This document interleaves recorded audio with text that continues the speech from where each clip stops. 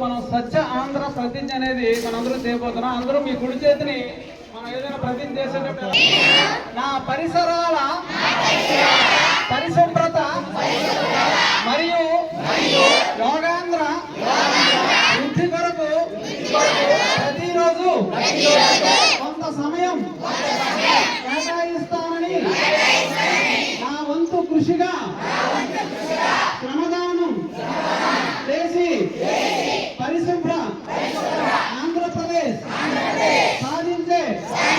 సంకల్పానికి కట్టుబడి ఉంటానని ఈరోజు నేను వేసిన ఈ ముందడుగు ఆంధ్రప్రదేశ్ రాష్ట్రాన్ని ఆరోగ్య పదంలో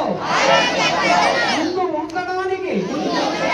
సహాయం చేస్తుందని నమ్ముతూ